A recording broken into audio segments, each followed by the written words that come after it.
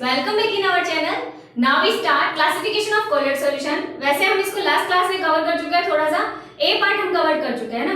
तो dispersion medium और disperse phase के बेस पे कोलेट सॉल्यूशन को हमने डिफरेंट टाइप में क्लासिफाई किया था और विद एग्जांपल वो हम रीड कर चुके हैं कंप्लीटली। क्लियर है? ओके, अभी हमें स्टार्ट करना है लियोफिलिक कोलेट सॉल्यूशन और लियोफोबिक। ये हमारा सेकंड बेस है इसका, based on the nature of interaction between dispersed medium जिसको हमने डीपी बोला था और डिस्पर्सन फेज जिसको हम डीएम बोल रहे हैं। क्लियर है? तो इसको डीएम और डीपी, जो हमारा सॉल्वेंट है वो लाइक कौन होता है? डीएम, और जो हमारा सॉल्यूट है वो लाइक कौन होता है? डीपी। डीपी का अमाउंट कम होगा और डीएम का अमाउंट ज्यादा होगा। क्लियर है? ओके, इस बेस पे हमने जो सॉल्यूशन है अपना कोलेट सॉल्यूशन उसको टू पार्ट में डिवाइड किया है, लियोफिलिक और लियोफोबिक। फोबिया मीनिंग क्या होता है? डर, और फिलिक मीनिंग क्या होता है? अट्रैक्शन या लव। तो इसमें क्या होता है, जो लिक्विड लिविंग होते हैं यानी जो डीएम से अट्रैक्ट होते हैं दीज आर कॉल्ड लियोफिलिक, और जो डीएम से अट्रैक्ट नहीं होते हैं दीज आर कॉल्ड लियोफोबिक। क्लियर है?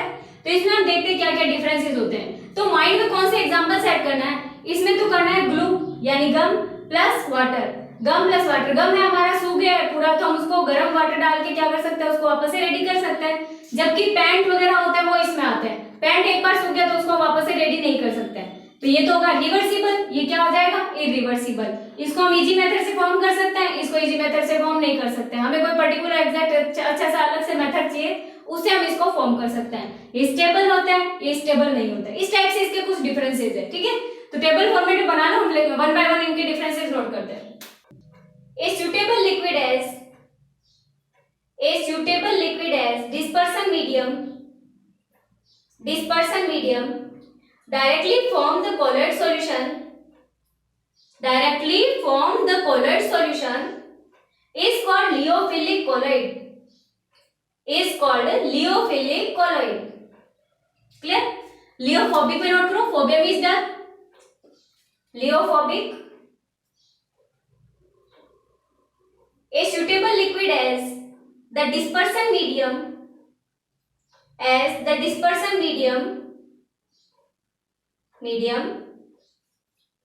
is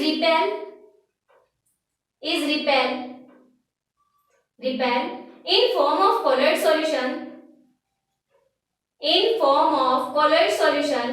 is called liophobic colloid solution. Complete. आगे बढ़ो, next second number point, DM and DP have good interactions. DM means dispersion medium, dispersed phase, इसका अमाउंट कम, इसका अमाउंट ज्यादा। DM and DP have good interactions. इसमें note करो, DM and DP repel यानी poor interactions. DM and DP repel. Next point note करो, लियोफिलिक में दे formed या दे prepared, note कर दो, they prepared easily by directly mixing in, repeat करके सुनो, they prepared easily by directly mixing with the liquid dispersion medium. Dispersion medium को हम सीधे इसको डिसॉल्व करके हम इसको फॉर्म कर सकते हैं। उसमें नोट करो, लियोफोबिक में they cannot be prepared directly. Complete. इसमें नोट करो, they are stable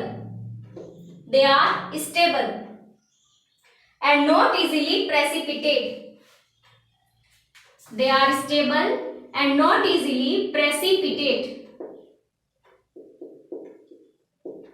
या इसका एक और नेम होता है कोएगुलेशन।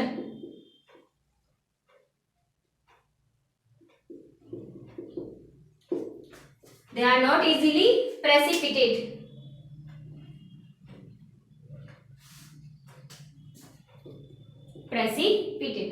लियोफोबिक में नोट करो, लियोफोबिक में They are easily precipitated by adding.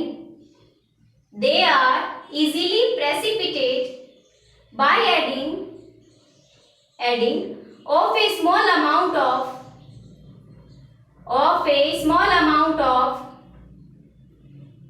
electrolyte. Clear? थोड़ा सा भी इलेक्ट्रोलाइट इसके अंदर मिलाएंगे तो क्या हो जाएगा? इजीली प्रेसिपिटेट हो जाएगा. प्रेसिपिटेट मतलब सेटल डाउन हो जाएगा.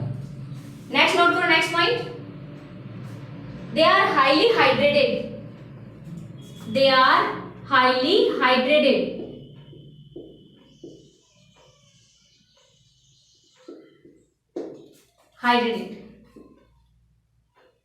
उधर नोट करो लियोफोबिक में.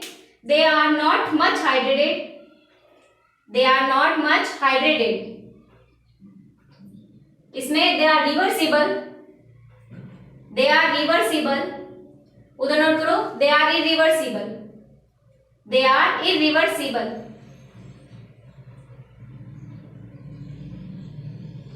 कंप्लीट. नेक्स्ट पॉइंट नोट करो. Next point. They can not seen by ultra microscope. They cannot seen by ultra microscope. Clear? उधर नोट करो. They easily seen by ultra microscope. They easily seen by ultra microscope.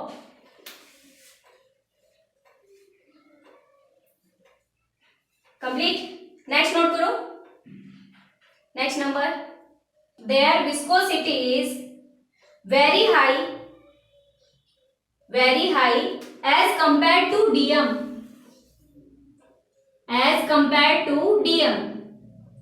Their viscosity is very high as compared to DM. उधर note करो. Their viscosity is equal to DM. Their viscosity is equal to DM. DM is dispersion medium. Next point note करो. Their surface tension is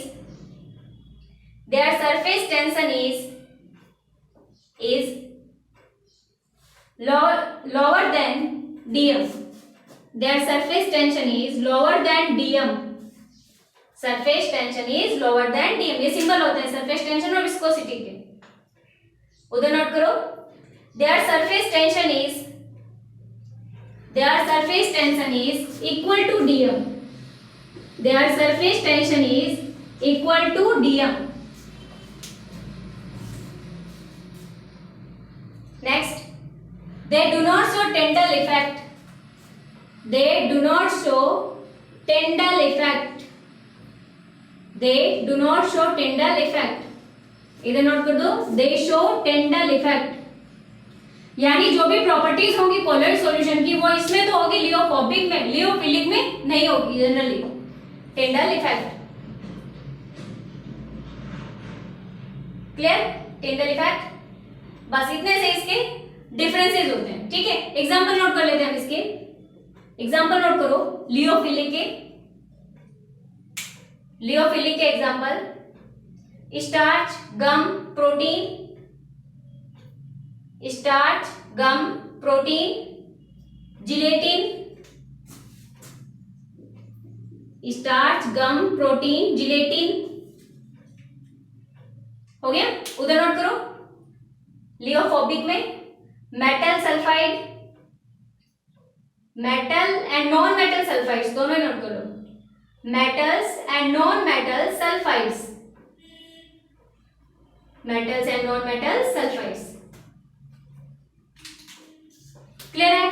ये हमारा second base complete होता है colloid solution की classification का. लियोफिलिक and लियोफोबिक general बातें ध्यान रखनी है. कौन सी? डीएमडीपी में अट्रैक्शन होता है, डीएमडीपी में रिपल्शन होता है. ये रिवर्सिबल होता है, इरिवर्सिबल होता है. एग्जाम में जनरली 2 या 3 डिफरेंसेस आते हैं बस, और कुछ भी नहीं आता. एग्जांपल्स लर्न करना मस्ट है. स्टार्च, जिलेटिन, प्रोटीन ये सारे इसमें आएंगे और मेटल और नॉन मेटल सल्फाइड्स इसमें आएंगे. क्लियर है? बस इतने से नोट करना है. नोट करो इनको. नेक्स्ट टॉपिक स्टार्ट करते हैं. थर्ड एंड लास्ट बेस क्या है इसका? Based on the type of particles of dispersed phase. Dispersed phase के पार्टिकल्स कैसे, उसके बेस पे हमने इसका क्लासिफिकेशन किया है. 3 पार्ट में इसको डिवाइड किया है. Multimolecular colloid, macromolecular colloid, associative colloid. पहले देखिए ध्यान से. तो मल्टीमोलिकुलर कोलोइड में क्या होता है? बहुत सारे छोटे छोटे पार्टिकल्स होते हैं, वो बहुत बड़े लार्ज मॉलिक्यूल में कन्वर्ट हो जाते हैं. This is called multimolecular colloid. small particles combine and convert into a large molecule. This molecule is called multimolecular colloid. Clear है? Okay. Next है macromolecular colloid. Macromolecular colloid मतलब पहले से ही जो अपना पार्टिकल है वो पहले से ही क्या है, बहुत बड़ा है, यानी डिस्पर्स फेज है वो बहुत बड़ी है। तो डिस्पर्स फेज के पार्टिकल्स बड़े होने के कारण हमने इसको क्या बोल दिया, मैक्रोमोलिकुलर कोलॉइड। और ये देखो एसोसिएटिव कोलॉइड, ये माइसेल फॉर्मेशन पढ़ा होगा, सॉप वाला माइसेल फॉर्मेशन जिसको मिशेल भी बोलते हैं, तो वो वाला इसमें आएगा एसोसिएटिव कोलॉइड। मींस जैसे सॉप सॉल्यूशन हो रहा है वो इसमें आएंगे। क्लियर है? तो हम नोट करते हैं इसके बारे में। तो फर्स्ट हेडिंग नोट कर दो इसमें, मल्टीमोलिकुलर कोलॉइड। मल्टीमोलिकुलर कोलॉइड इसमें नोट करो, they are formed by the aggregation of a large number of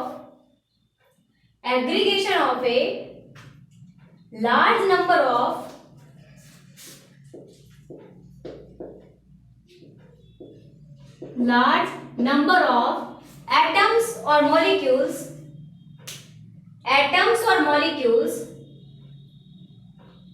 which generally have diameter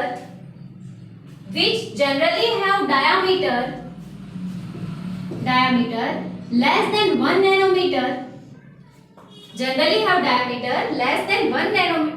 nanometer, is called multimolecular colloid.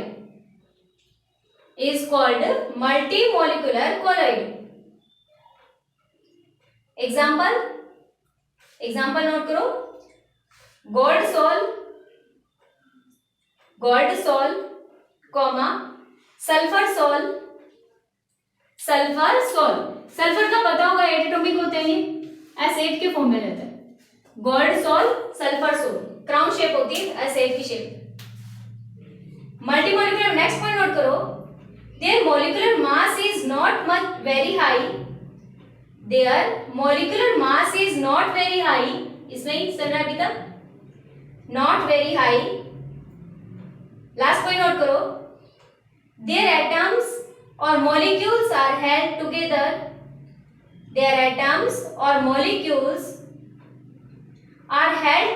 by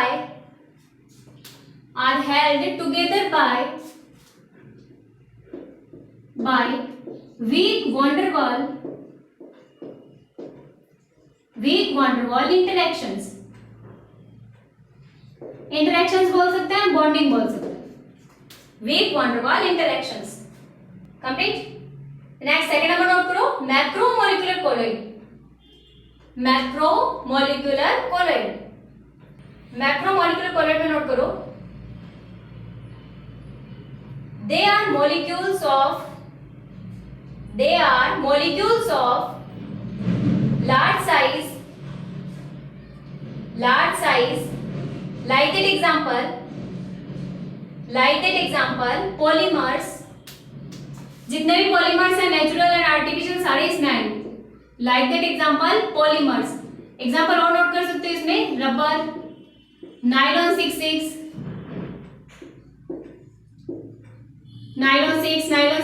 bakelite, starch, protein, ये सारे इसमें आएंगे मैक्रोमोलिक्यूल में।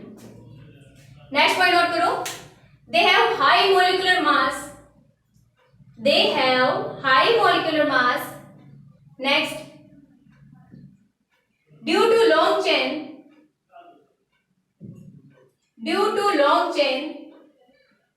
the van der Waals forces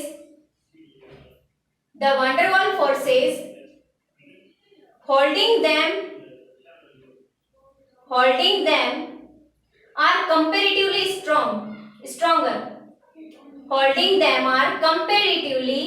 stronger। अगर इसके van der Waals forces इसके van der Waals forces को compare करते हैं, वंडरवॉल फोर्सेस तो वीक फोर्सेस हैं, बट दोनों के फोर्सेस को कंपेयर करते हैं तो इसके फोर्सेस जो होते हैं वंडरवॉल इंटरेक्शंस स्ट्रांग होते हैं as compare to first. Clear? Last note करो, associative colloid, they are formed by of aggregation of a large number of ions in concentrate solution Example, like that example, detergents and soap solution. Detergents and soap solution. Next point note करो. Their molecular mass are generally high. Their molecular mass are generally high. Generally high. Next point. Higher is the concentration greater. Higher is the concentration greater are the van der Waals forces. अगर इसका concentration high है तो van der Waals forces भी क्या होंगे, high होंगे. van der Waals forces भी high होंगे. Higher the concentration,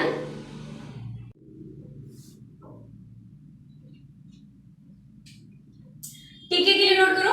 craft temperature, Kraft temperature पूरा नोट करना.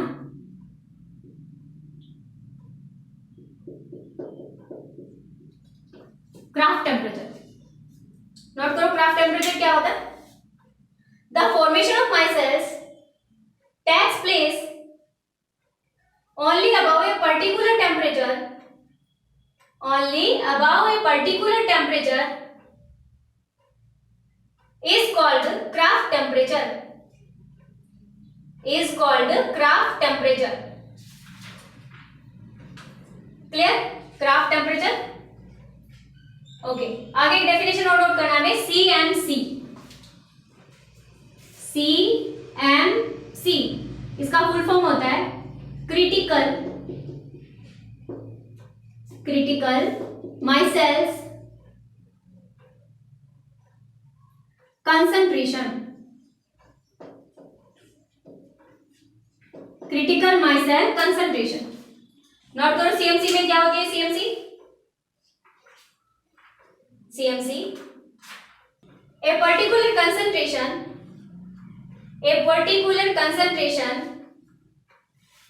when micelles are formed is called CMC. For shop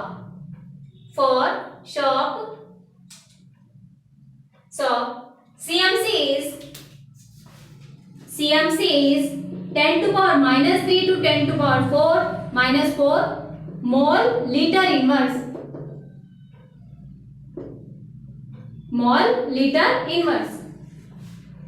note करो. तो क्रिटिकल टेम्परेचर, ये क्राफ्ट टेम्परेचर क्या होता है? जहां पर माइसेल फॉर्मेशन स्टार्ट होता है, this temperature is called craft temperature. और सीएमसी क्या होती है? जहां पर माइसेल फॉर्मेशन स्टार्ट होती है, वो कंसंट्रेशन को हम क्या बोल देते हैं? सीएमसी. क्लियर है? नोट करो इसको, फिर माइसेल फॉर्मेशन रीड करते हैं. माइसेल फॉर्मेशन रीड करने से पहले हम माइसेल का डेफिनेशन नोट करते हैं. नोट करो माइसेल का definition. The substances which when dissolved in a medium at low concentration behave as normal strong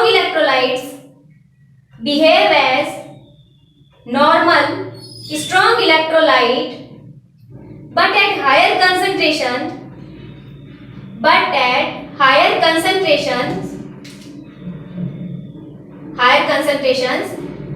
they act as colloidal state. This is called associated colloid. And the aggregated particles are 100 or more than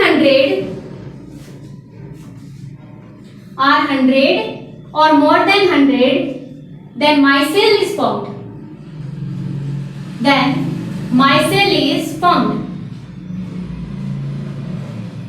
clear है?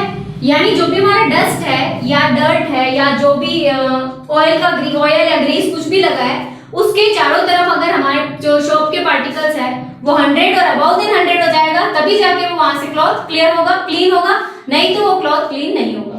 Clear है? Okay. तो note करो next heading इसी में. formation of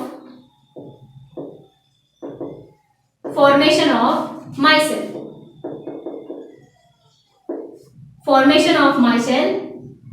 और ये हमारे next chapter और है आगे, उसमें भी है, तो नोट कर देना यहां पर। क्लीजनिंग एक्शन ऑफ सोप और डिटर्जेंट्स। क्लियर? नोट करते हैं क्या होते हैं इसमें। देखो, जो हमारी सोप होती है, सोप जनरली सोडियम और पोटेशियम स्ट्रेट होते हैं, उनका स्ट्रक्चर कैसा होता है, ये हम 9th 10th क्लास में बहुत सारा पढ़ा है। तो सोप को हम जनरली ऐसे लेते हैं।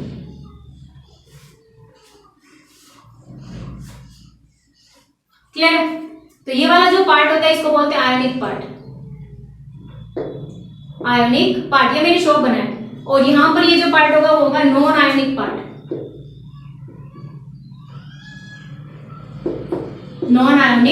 पार्ट। क्लियर?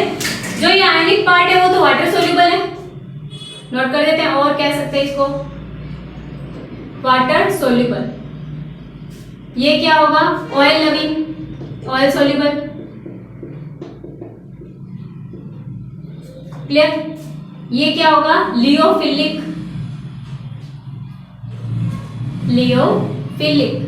और ये लियोफोबिक।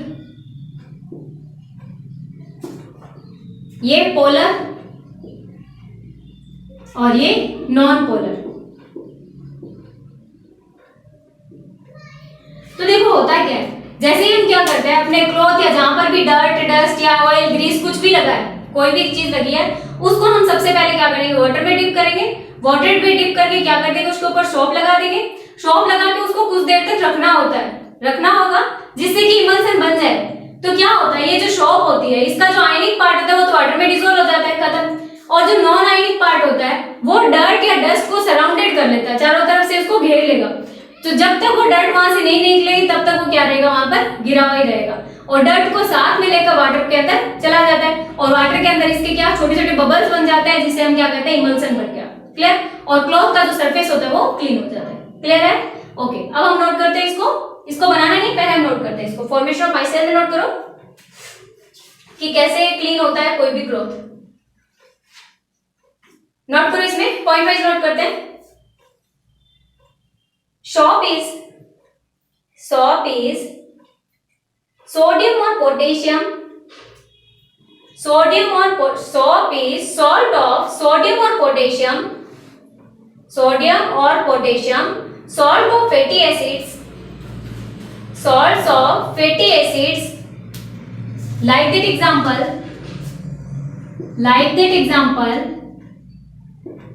sodium stearate,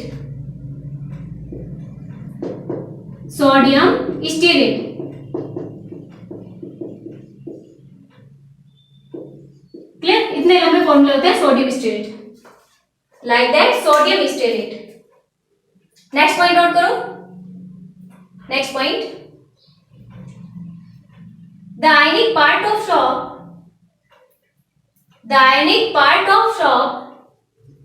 dissolve in water and solution becomes alkaline. Solution becomes alkaline. Alkaline means basic nature का हो जाता है, alkaline. Next point, and the non-ionic part of soap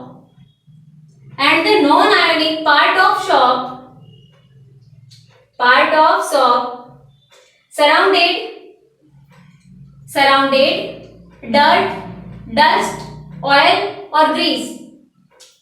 Dirt, dust, oil or grease on the surface of cloth.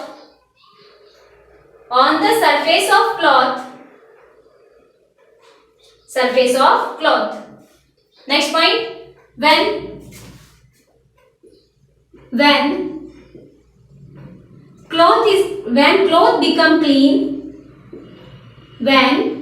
cloth becomes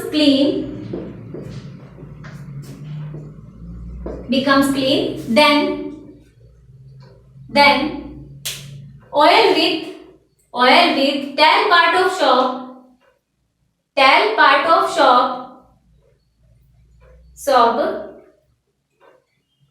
form emulsion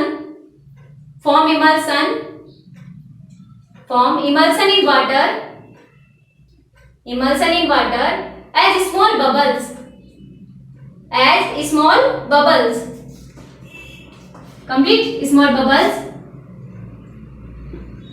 The surrounded part of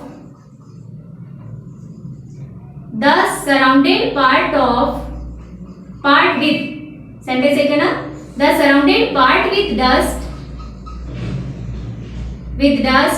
is called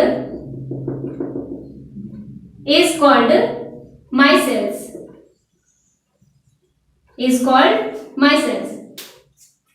The surrounded part of dust is called micelles when long chains, ये वाली hydrocarbon जो chain होती है, when long hydrocarbon chains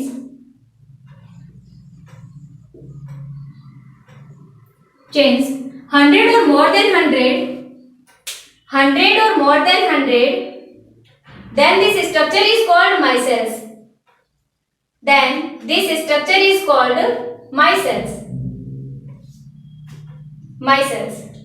clear है?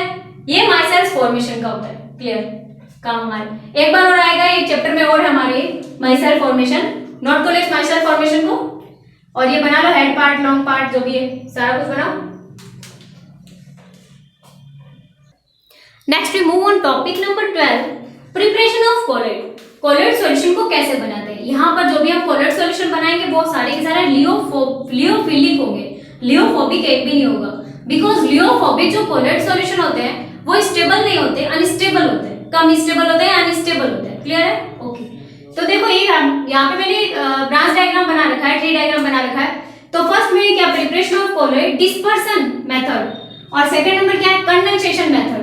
Dispersion method का other name क्या हो गया, डिसइंटीग्रेशन मेथड, और कंडेंसेशन मेथड का अदर नेम हो गया एग्रीगेशन मेथड. ठीक है? जो डिस्पर्सन मेथड है further divided into 3 parts, mechanical disintegration method, और सेकंड है इलेक्ट्रो डिसइंटीग्रेशन मेथड. ये वेरी इंपॉर्टेंट है, ब्रेडिंग शार्प मेथड बोलते हैं इसको, ब्रेडिंग मेथड या ब्रेडिंग शार्प मेथड. आगे कर लेंगे कंप्लीट हम. और नेक्स्ट थर्ड नंबर है पेप्टाइजेशन. क्लियर? और कंडेंसेशन मेथड में 4 मेथड्स आते हैं. बाय केमिकल रिएक्शन, कोई भी केमिकल रिएक्शन होगी और हमारे पास कोलॉइड सॉल्यूशन बन जाएगा. Next by exchange of solvent, by condensing vapour, और बाय एक्सेसिव कूलिंग. ये 4 अपने पास में इसके टाइप्स होते हैं कंडेंसेशन मेथड के. क्लियर? तो कंडेंसेशन मेथड और इस डिस्पर्सन मेथड को 1 बाय 1 एक एक करके रीड करते हैं. पहले डायग्राम बना, ये ट्री डायग्राम बना लो, उसके बाद में स्टार्ट करते हैं. फर्स्ट नंबर स्टार्ट करो इसमें. First number dispersion method. इसमें नोट करो, in this method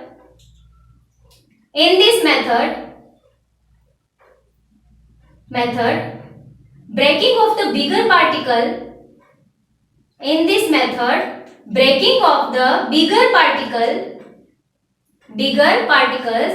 convert into colloidal size.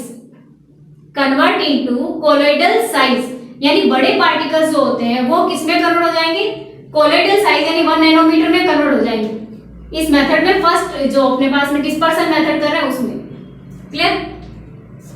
Colloidal size. अब इसमें फर्स्ट नंबर नोट करो, मैकेनिकल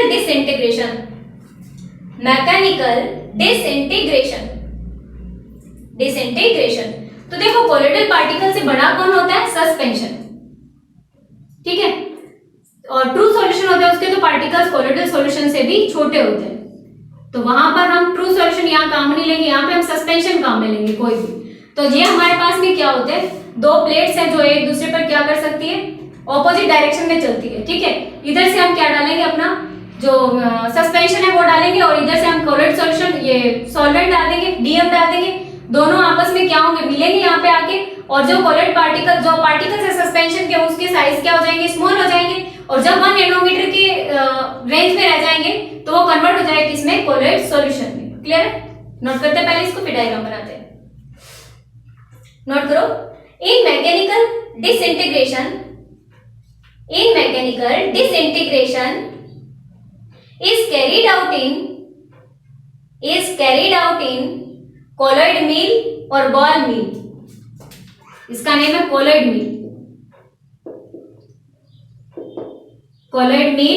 और ball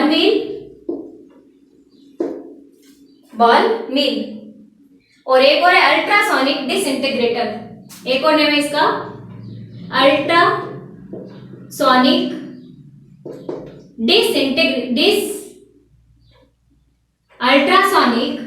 इसका नेम नोट करना, ultrasonic disintegrator.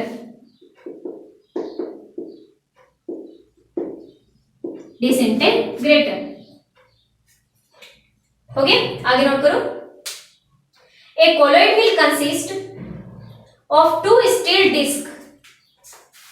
Colloid mill consist two steel disc, ये वाली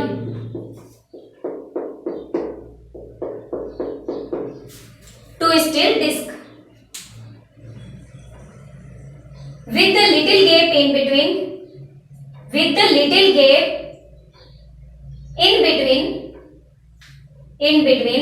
the capable of rotating in the opposite direction,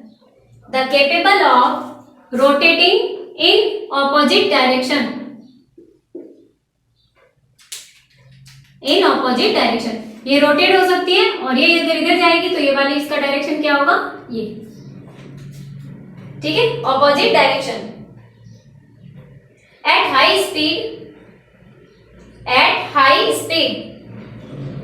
a suspension of the substance in water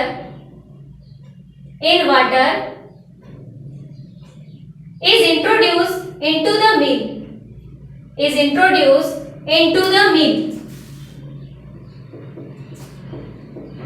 यहां से इसमें सस्पेंशन डाला है, ठीक है, 10⁻⁵ सेंटीमीटर से भी साइज बड़ा होता है। वाटर इसके अंदर डिसॉल्व कर दिया और यहां से हमने इसको डाला है, ठीक है, तो इसमें आएगा और इसके थ्रू इसमें भी आएगा, into the mill, introduce into the mill. The size of suspension particles is reduced, the size of suspension particle is reduced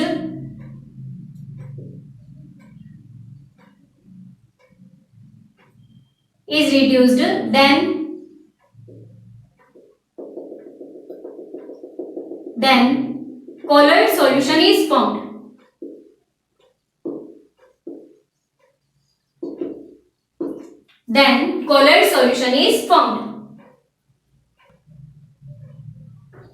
clear है? तो सिंपल लैंग्वेज में क्या कर सकते हैं हम इसमें, हमने ऊपर से क्या डाला है, इसमें सस्पेंशन और वाटर मिला दिया और यहाँ पर ये दो स्टील के डिस्क लगे हैं। जैसे इसके अंदर जाएगा वो क्या करेगा, ऑपोजिट डायरेक्शन में चलेगा।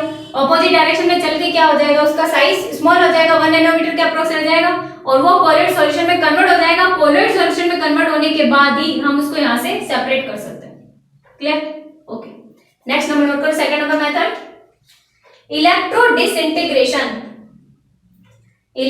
डिसइंटीग्रेशन मेथड या ब्रेडिक्स मेथड।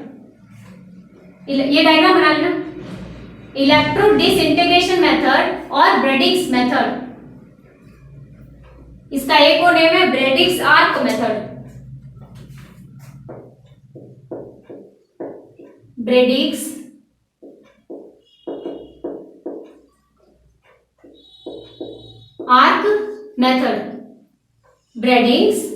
आर्क मेथड, तो बहुत सिंपल सा है भी। देखो कभी इसका डायग्राम आ जाता है, कभी डायग्राम में थ्योरी भी आ जाता है, तो दोनों हमें पता होना चाहिए ब्रेडिक्स आर्क मेथड क्या होता है और किसके लिए यूज होता है।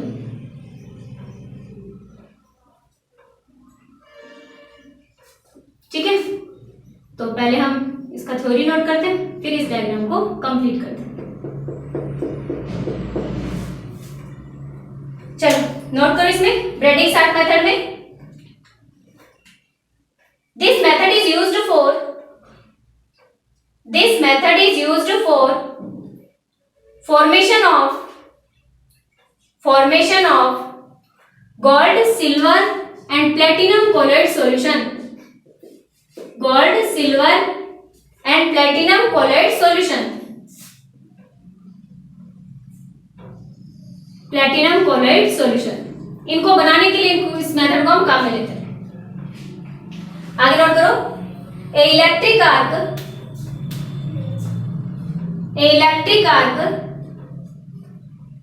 an electric arc is struck between two metallic electrodes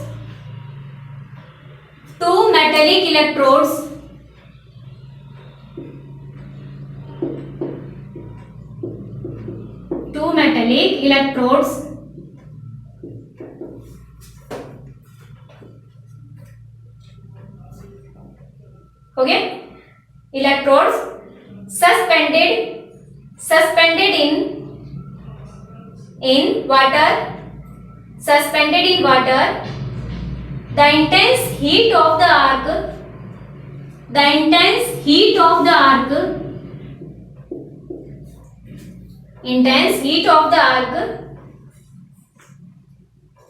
converts the metal into vapor,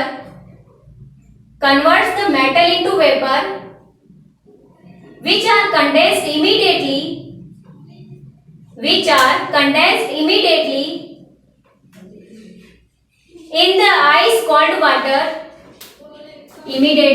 in the ice cold water.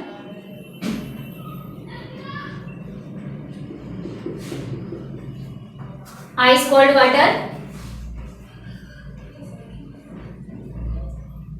bath resulting in the formation of particles of colloidal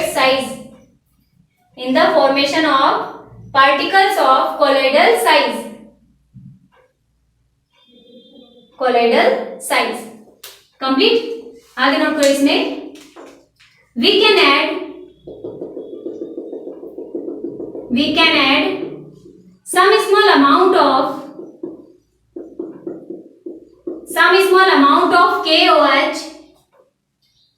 KOH as a catalyst. Clear? Stop करो writing को. देखो ये 2 wire ली हमने metallic wire, इनको हम क्या करते हैं, हाईली आर्क से इसको अटैच कर देते हैं. तो जैसे ही आर्क इसमें आती है और इन दोनों को आपस में राउंड कर देते हैं. जैसे ही आर्क इसमें आती है तो ये मेटल कन्वर्ट इनटू वेपर, और जैसे ही वेपर इस आइस के कांटेक्ट में आती है वो किसमें हो जाएगी, वापस से कंडेंस होगी. और कंडेंस होगी जो भी हमने यहाँ पर डीएम लिया है, वाटर लिया है, कोई भी डीएम लिया है, डिस्पर्सन मीडियम जो भी लिया उसके साथ मिक्स होकर क्या बना लेगी, कोलॉइड सॉल्यूशन बना लेगी. क्लियर है? बनाओ इसको. थर्ड नंबर नोट करो, पेप्टाइजेशन. ये भी इंपॉर्टेंट है. पेप्टाइजेशन में नोट करो. A process of converting a fresh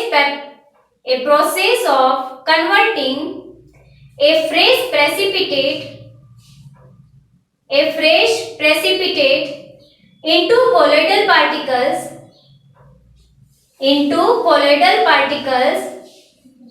by shaking it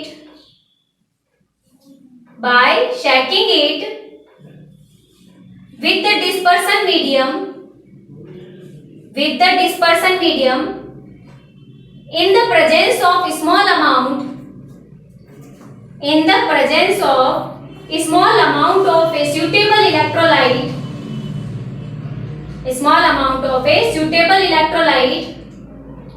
The electrolyte added is called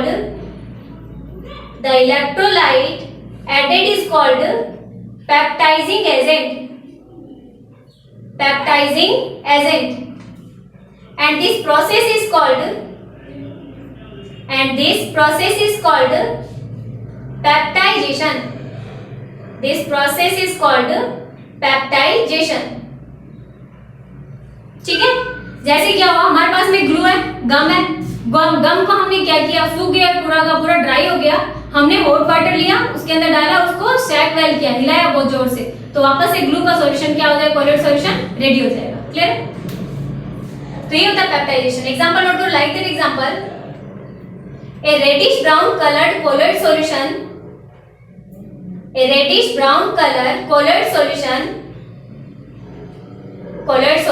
formed formed when ferric chloride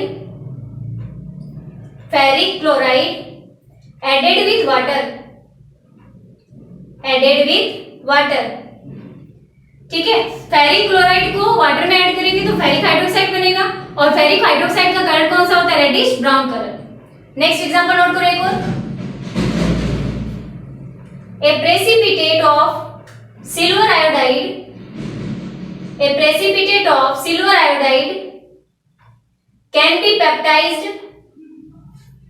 can be baptized when AgNO3 or Ki is added।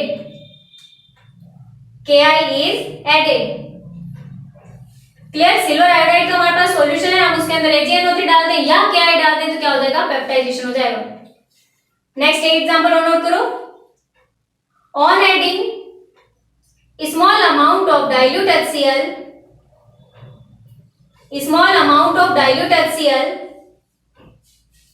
in aluminium hydroxide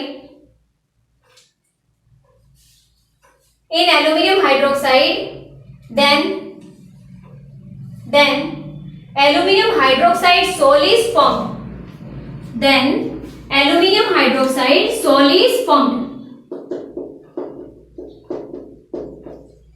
ठीक है, reaction में से आगे आ जाएंगे। Aluminium hydroxide के अंदर हमने क्या मिलाया है?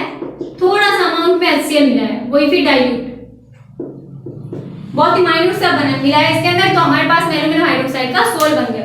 पहले ये ट्रू सॉल्यूशन था, अभी कोलेट सॉल्यूशन बन गया। क्लियर है? ये फर्स्ट पार्ट का क्लासिफिकेशन कंप्लीट होता है हमारा। बी पार्ट था हमारा सेकंड पार्ट इसका, प्रिपरेशन ऑफ कोलेट का second part, condensation method. Condensation method में क्या होता है? बहुत सारे छोटे छोटे पार्टिकल्स होते हैं, मॉलिक्यूल्स होते हैं, एटम्स होते हैं, उनको हम ज्वाइन करते हैं टुगेदर और एक बड़ा लार्ज मॉलिक्यूल हम कन्वर्ट कर लेते हैं। This is called condensation method. Clear है? तो डेफिनेशन नोट करते हैं पहले, फिर हम इसको वन बाय वन नोट करते हैं सबको। तो नोट करो डेफिनेशन कंडेंसेशन मेथड का। This method involve the joining together of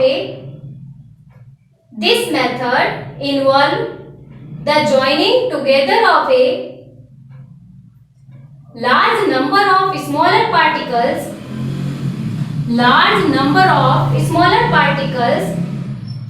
to form particles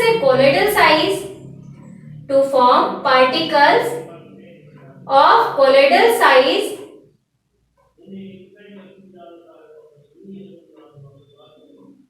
This method is called condensation method.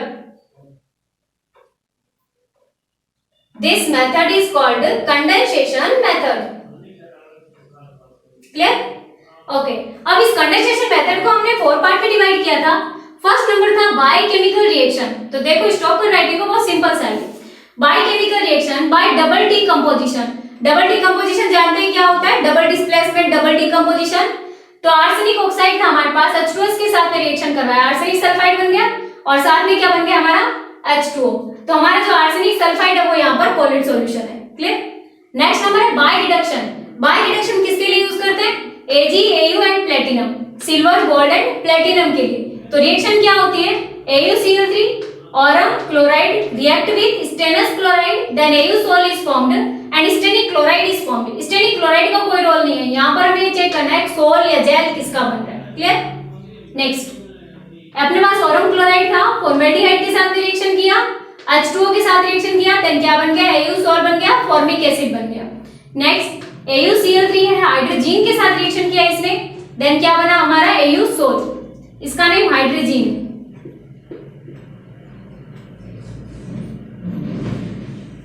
Next H2S ने Br2 गैस के साथ रिएक्शन किया, तो क्या बन गया हमारे पास? Sulphur soul. H2S ने HNO3 के साथ रिएक्शन किया, देन हमारा सल्फर सोल, ये वाला यहाँ पर सल्फर सोल है। ठीक है? Next bye hydrolysis. तो हाइड्रोलाइसिस जो मेथड होती है उसको हम 3 मेटल्स के लिए यूज करते हैं, क्रोमियम, आयरन एंड एल्यूमिनियम। तो आयरन के लिए कैसे यूज करते हैं? देखो हमारे पास इन सबके क्लोराइड होंगे और इन क्लोराइड की रिएक्शन हमें किसके साथ करवानी है? H2O के साथ में। देन क्या बनेगा? Ferric hydroxide plus 3HCl। Similar reaction होगी। अगर मैं यही सेम रिएक्शन CrCl3 और 3H2O के साथ में कराऊं तो सेम रिएक्शन, बस Fe की जगह कौन आ जाएगा, Cr,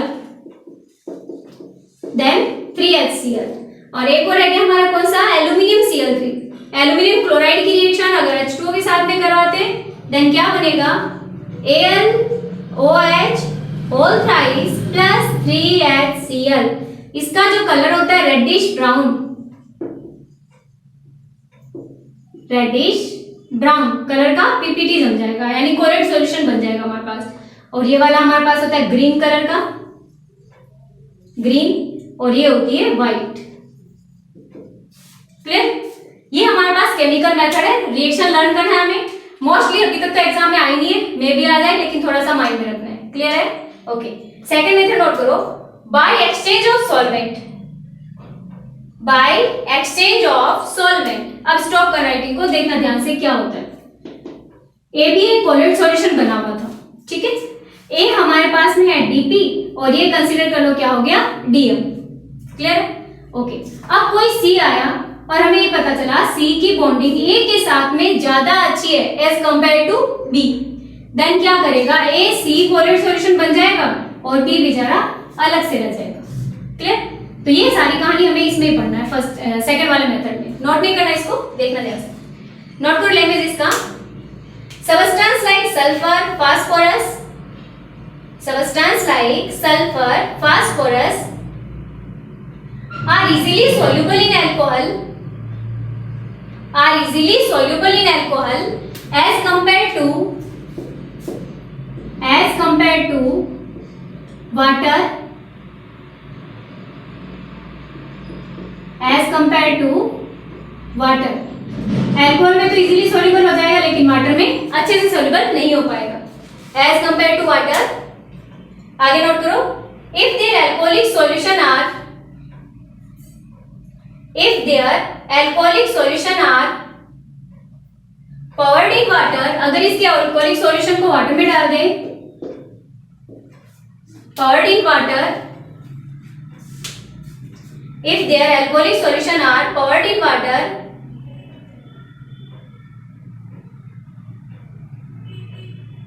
poured in water, then colloidal solution of sulfur and phosphorus are obtained, then colloidal solution of sulfur and phosphorus are obtained।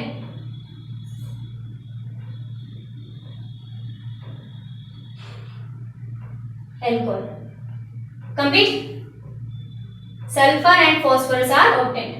next third method note करो, by condensing vapor, by condensing vapor।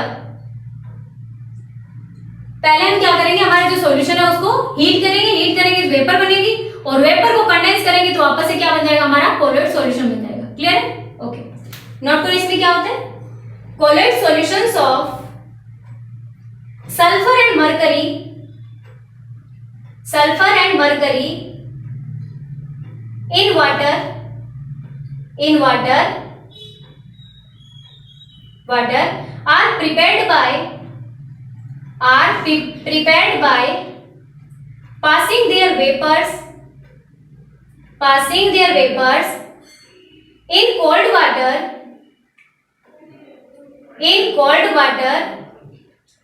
containing a little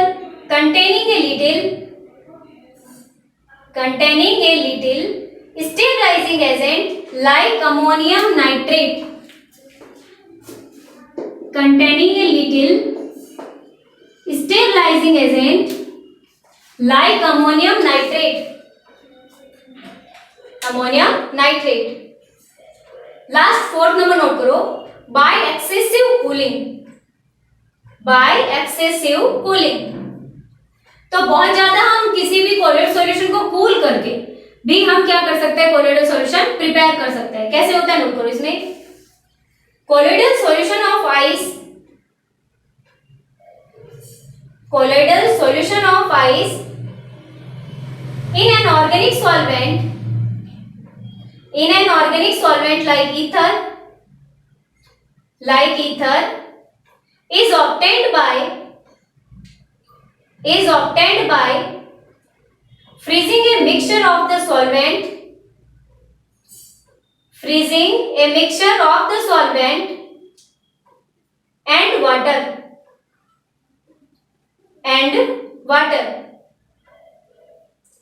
यानी ice को हम ether में लेके उसको freeze करके आराम से इसको सेट कर सकते हैं। क्लियर है?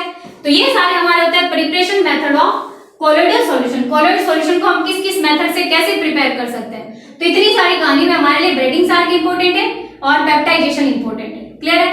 और आज तक बाकी वाले साइड से क्वेश्चंस आए नहीं है, बट ये रिएक्शंस आ सकती है, ये रिएक्शन आने की पॉसिबिलिटी है। मे बी हमें रिएक्टेंट दे दो और प्रोडक्ट पूछ ले कि प्रोडक्ट क्या बनेगा। क्लियर है? ओके, तो इनको अच्छे से करना। आज की क्लास को हम यही स्टॉप करते हैं। Happy learning.